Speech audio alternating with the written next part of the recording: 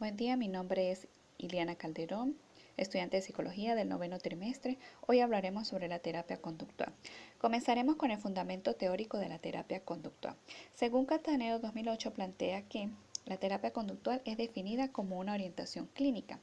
A partir de este concepto que observamos aquí, en cuanto a la terapia conductual, podemos decir que es factible definir a la terapia conductual como la aplicación de principios derivados del análisis experimental de la conducta.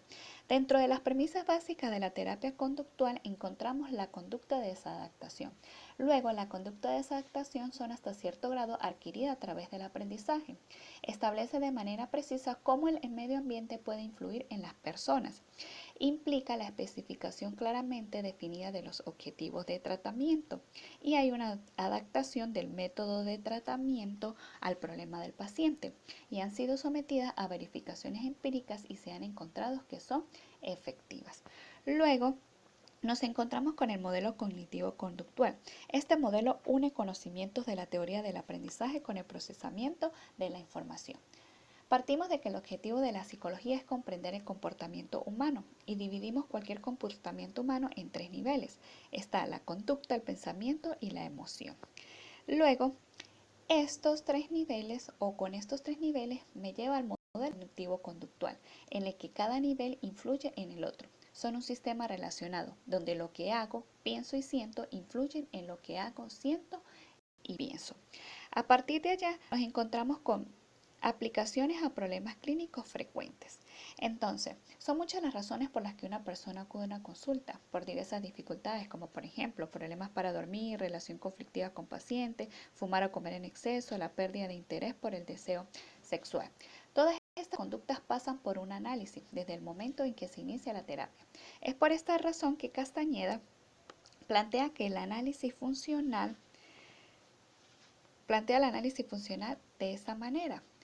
Entonces, esto quiere decir que éste busca la explicación de una determinada conducta. ¿Cuál es la conducta? ¿Qué situaciones específicas aparece y qué consecuencias produce?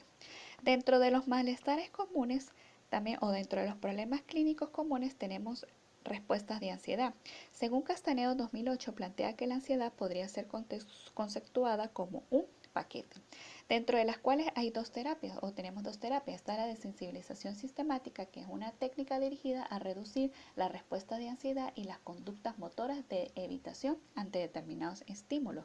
Y la terapia de inundación o folding es una terapia utilizada para el tratamiento de las respuestas de ansiedad y la fobia. Se basa en el enfrentamiento directo del sujeto con el estímulo o la situación que le provoque esa respuesta de ansiedad. Luego tenemos las respuestas depresivas. Según Retamar, plantea que la depresión fue definida como uno de los tipos de alteración del ánimo. Y encontramos las terapias cognitivo-conductual, que consiste en entrenar sistemáticamente a un paciente para distinguir o diferenciar entre hechos y creencias como elementos del mundo circundante que tiene el poder de determinar estas conductas. Luego tenemos los problemas sexuales. Un problema sexual es algo que impide que las relaciones sexuales sean satisfactorias o positivas. Y tenemos la terapia cognitivo-conductual, que consiste en que estas técnicas permiten estar más conscientes de los pensamientos y emociones, procurando la modificación de ellos cuando están distorsionados. Y la sensibilización sexual, esta es una de las actividades básicas en psicoterapia. Consiste en reducir los niveles de ansiedad en el encuentro sexual. Luego nos conseguimos con la enuresis, que consiste en la emisión repetida de orina de manera involuntaria durante el día o en la cama por la noche. Tenemos la terapia condicionada con alarma nocturna, que consiste en la aplicación de un dispositivo que se activa por la humedad en el momento en que el niño comienza a mojarse. Y la terapia de entrenamiento de limpieza, en el que el niño debe asumir la tarea de cambiar su ropa en la noche luego de ocurrir el episodio de enuresis. Luego nos encontramos con las tres generaciones de la terapia conductual. La terapia de conducta se desarrolló como un movimiento sexual científico y académico y no como una escuela terapéutica. Dentro de esta terapia tenemos la primera generación, que es conocida como la era de la conducta. Allí encontramos el condicionamiento clásico correspondiente y el condicionamiento operante. En el condicionamiento clásico encontramos dos exponentes, Ivan Pavlov y John Watson. Ivan Pavlov observó que los perros salivaban al ver al asistente que les llevaba la comida. en el cual realizó un experimento en el que consiguió condicionar al perro por medio del emparejamiento continuo y repetido del sonido de la campana. Joe Watson, el máximo instructor del conductismo, traspasó al condicionamiento clásico al realizar su famoso experimento con el pequeño Albert, a que condicionó ante la presencia de una rata albina. Luego tenemos el condicionamiento instrumental u operante. Edward Thorney fue uno de los principales, sus trabajos fueron los que ayudaron en este condicionamiento. Thorney llegó a la conclusión de que la respuesta animal era recompensada, es decir, recibían una recompensa positiva o un reforzador positiva, tenía más tendencia a repetirse, mientras que cuando recibían un castigo o una respuesta negativa, tenía tendencia a no repetirse en el futuro. Skinner propone que los animales adquieren conductas en función de las consecuencias, es decir, que dependiendo de las consecuencias positivas o negativas de cada sección, estas serán repetidas o no en un futuro. Dentro de los métodos en la terapia de conducta nos encontramos con el método de confrontación. Los métodos de confrontación lo constituyen las situaciones problemáticas en las que debe enfrentarse el paciente. Y en estos tenemos la desensibilización sistemática, que consiste en una estrategia sistemática para lograr reducir el miedo y la ansiedad fóbica. Luego tenemos una exposición gradual in vitro, que tiene el objetivo de afrontar de forma sistemática y liberada determinadas situaciones, como por ejemplo hablar en público. Luego tenemos la terapia de implosión, que es una técnica en la cual los estímulos que provocan ansiedad son presentados de manera imaginada al paciente. Luego tenemos los métodos operantes. Dentro de los métodos operantes tenemos el montaje o incremento de la conducta. La gran técnica en este campo es el reforzador positivo, que el principio fundamental de su empleo sería el de variar la situación de modo que las consecuencias positivas sigan contingentes. Luego tenemos la reducción y debilitamiento de la conducta. En este tipo de métodos, la gran técnica es el castigo. Su aplicación adecuada supone el reforzamiento positivo de una conducta incompatible como la conducta castigada. Luego tenemos los métodos de manejo de contingencia. En estos métodos la técnica utilizada es la ficha de economía de ficha, que es el resultado de la búsqueda de unos reforzadores adecuados para ser aplicados al momento, con vistas al alcanzar la meta final deseada.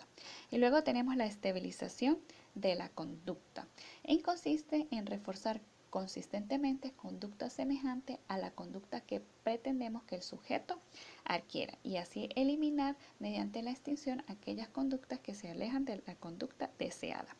Luego tenemos el aprendizaje por modelo.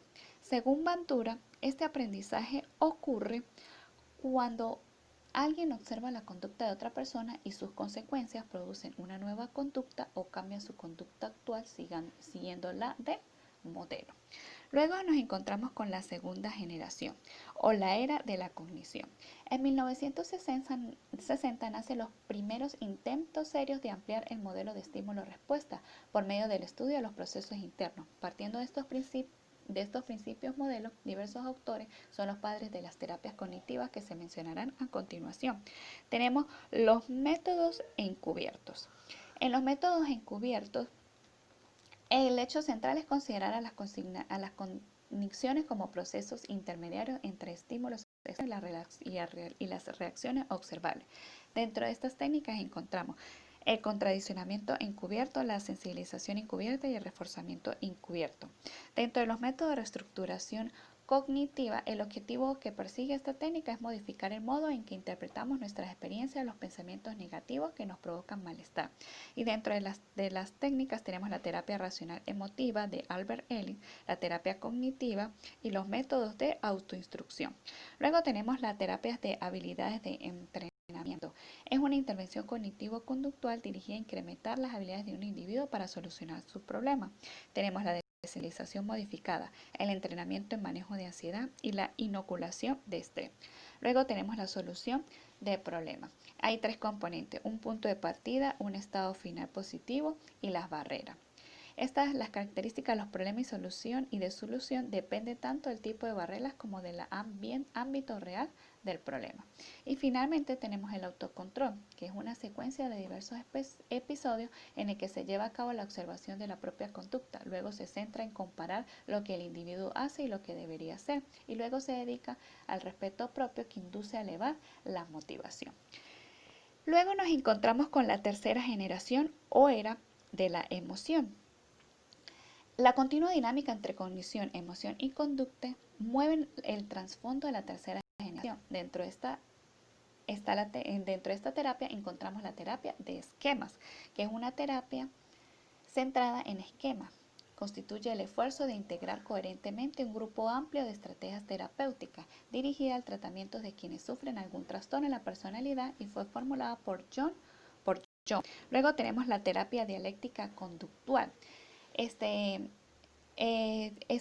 terapia fue creada para el tratamiento ambulatorio de los pacientes suicidios crónicos con trastornos de personalidad limítrofe. Luego tenemos la terapia integral de pareja, cuya clave ya no radica en cambiar conducta, sino en comprender y aceptar los comportamientos de la persona. Luego tenemos la terapia del bienestar, que esta terapia busca promover el dominio del entorno, el crecimiento personal, los buenos propósitos en la vida. Y ya para concluir, podemos decir que la terapia cognitivo-conductual tiene como objetivo reforzar las conductas deseables y eliminar las no deseadas o desadaptativas. Las técnicas utilizadas en este tipo de tratamientos permiten que el paciente pueda modificar sus creencias erróneas y disfuncionales. Muchas gracias por su atención.